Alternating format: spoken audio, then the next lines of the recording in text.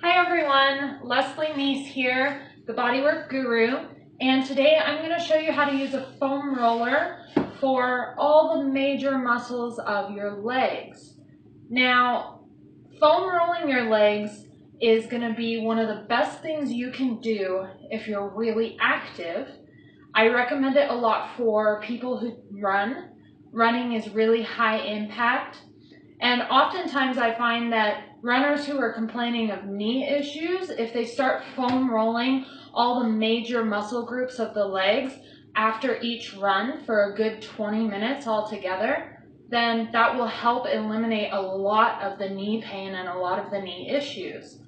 It's also great just to add to your stretching routine if you have tight hamstrings, for instance.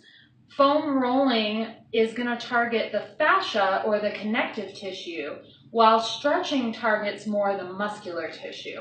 So by combining those two, you're going to get at both aspects of your soft tissues and be able to reach your goals of loosening an area of muscles, whether it's because you know you need to loosen it because it's tight, or it's because you're a runner and it's for maintenance and prevention.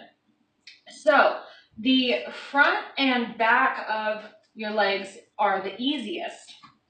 So for instance, to roll the calves, you would set your calves onto the foam roller. You can lift yourself up off the floor, and then you can roll from ankle to knee. If you need more pressure, you can cross one leg on top of the other and roll one leg at a time.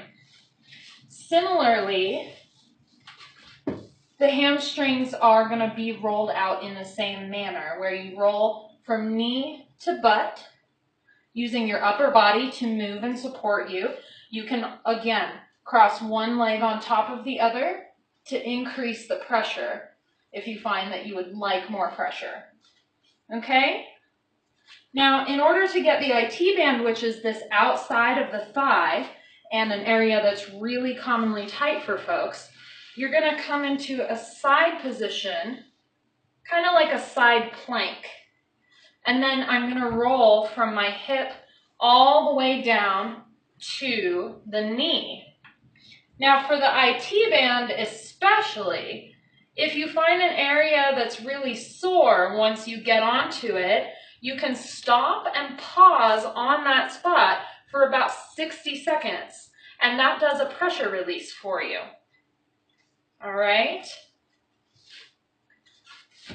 In order to get the quadriceps, which are on the front of your leg, you're going to have a similar thing as with the hamstrings, but you're simply going to have face down instead. So I'm setting up, and I'm going to roll my quadriceps from hip to knee to get the full length of the muscle. Same thing here. For more pressure, just cross one leg on top of the other, and then roll, using your upper body and your arms to support and move you.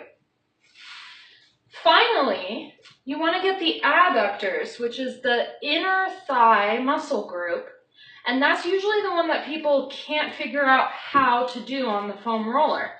So I'll show you. What you're going to do is take your leg out to the side, okay? And that's how I'm setting my adductor muscle group onto that foam roller. You can extend the other leg, extend your other leg out long behind you, straight.